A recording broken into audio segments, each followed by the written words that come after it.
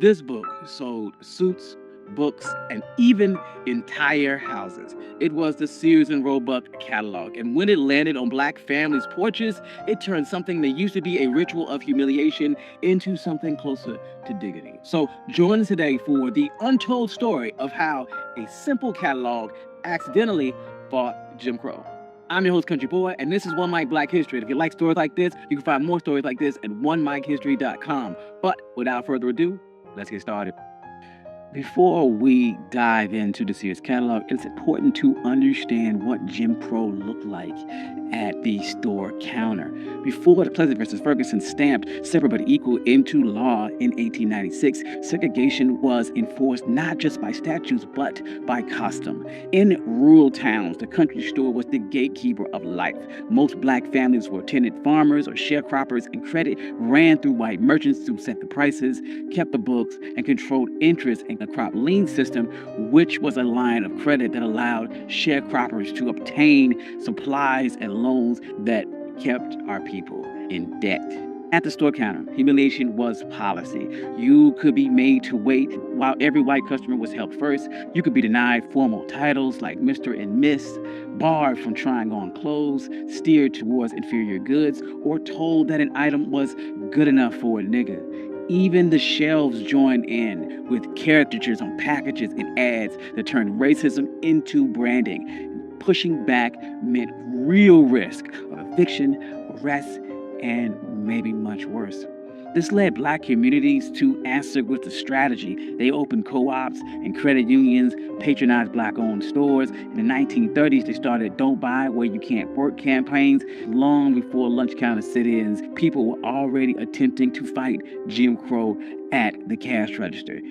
And this is when something different arrived that didn't require a lunch counter at all. It simply required a mailing address.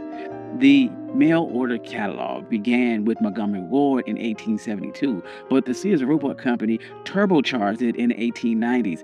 Richard Sears started with watches, and he teamed up with Alvin Roebuck. And by 1894, Sears' Book of Bargains became a thick, illustrated general catalog. Under Julius Renroule's leadership in the 1900s, Sears scaled into a national powerhouse, mailing out millions of catalogs a year and standardizing the satisfaction guaranteed pricing.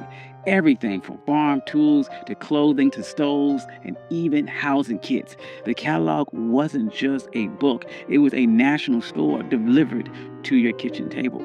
So, for black customers living under Jim Crow, this was huge. The Sears catalog turned everyday shopping, which could be a site of humiliation and exclusion, into a private transaction. And this change was offset by two things.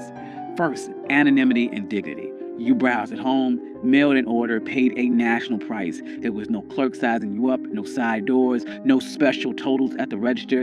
In towns where black customers couldn't even try on clothing or were forced to wait for white patrons, that broke daily rituals of disrespect. Secondly, national standardized pricing was a new way to pay. Catalogs were national and printed in ink and not negotiated at a hostile store counter. Sears accepted postal money orders and later offered installment plans on big purchases. These workarounds circumvented banks or merchants that denied fair credit or charged punishing crop lien terms. Additionally, two postal tools were also critical: rural free delivery, which started in 1896, and the parcel post, which started in 1913. The RFD and the postal post switched remote farms into a national logistic network. Backed by federal law, your order traveled by mail, not at a storekeeper's leisure. Interfering with its delivery risked federal penalties, which blunted local officials' ability to block and intimidate customers. Money orders and cash on delivery meant that you could pay a federal carrier, not a hostile shopkeeper or banker. And the post office was a federal space. Postal rules mandated equal service, and interfering with the mail was a federal offense. In places where customs outweighed rights, that blue and gray uniform offered a rare protection. Safety sat in that catalog too. Sears listed rifles alongside farm gear at a time where local laws often failed to protect black communities. Ida B. Wells famously wrote that a Winchester rifle should have a place of honor in every black home. Ordering by mail meant lawful self-defense without the hostility of the white gaze. Additionally, while Montgomery Ward insisted on cash, Sears leaned into installment plans for big ticket items and one national price. That combination undercut the company's stores, where merchants controlled goods and credit by buying a stove or a plow at a national price and paying for it over time to a firm hundreds of miles away. It loosened the grip that the gatekeepers had over your life. So by the time of the first wave of the Great Migration happened in the early 1920s, millions of black Southerners were already completely literate in the language of catalogs, sizes, model numbers, and prices that matched between Mississippi and Chicago. By the 1910s, you could order seeds, a sonograph, or a radio. By the 1920s, telephone lines and order desks sped up things even further, and each layer widened the gap between the local store that could dictate and determine what you could purchase.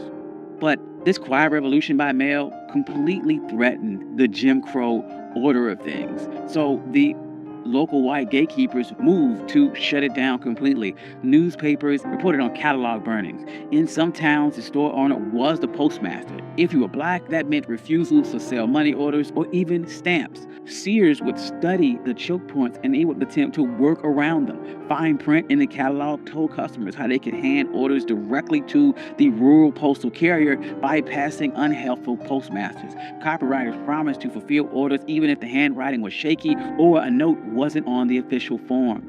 So a smear campaign followed. As mail order shopping cut into that local control, opponents spread racist rumors that Sears and Montgomery Ward were owned by black people to scare off white customers. The companies would push back, printing photos of their founders, offering rewards to anyone who could trace back the lies. But facts mattered very little in the Jim Crow economy, where intimidation and retaliation was common. After the parcel post made shipping cheaper and more reliable, this combination of national pricing, federal delivery, and written guarantees further narrowed the room for petty local monopolies.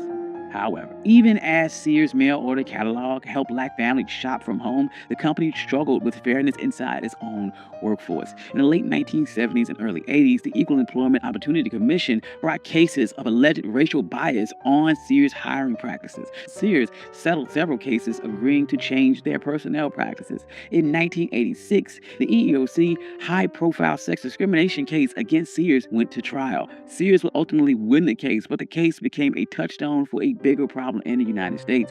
U.S. law often failed to capture overlapping discrimination, especially when black women face the intersection of race and gender. So, why does any of this matter? The Sears catalog matters because it changed the terms of everyday power. In Jim Crow stores, black customers paid a color tax. They were steered toward worse goods, denied returns, humiliated at the counter. The catalog flattened out that hierarchy. It published prices in print. It promised refunds in writing. It let people choose the quality for themselves. It replaced the local gatekeeper with a contract, order form, money order, and a receipt. A paper trail was more than a shopping record. It was leverage. These habits, comparing prices, demanding guarantees, sending back what wasn't right, taught a language of rights long before sit-ins. And this ripple effect was very real. Local shopkeepers had to compete or fear losing business. Money orders let black families outfit their homes, schools, and churches with the same ovens, stoves, pianos, books, and tools that white folks were using. Sears didn't set out to topple Jim Crow. It followed the money in a way that weakened the local system of control. It showed how black people could use standardized systems to punctuate local customs. And this is why this isn't just a quaint story about a simple catalog. It is an economic blueprint for how simple changes can completely reroute the source of economic power. Thank you. I'm your host, Country Boy, and this has been One Mic Black History. If you like stories like this, you can find more stories like this at OneMicHistory.com. Additionally, I also have a Substack where I publish notes every single day and publish stories every single week. I would like to thank all my day ones and my contributors. Without you, none of this could be possible. I love you all. Peace.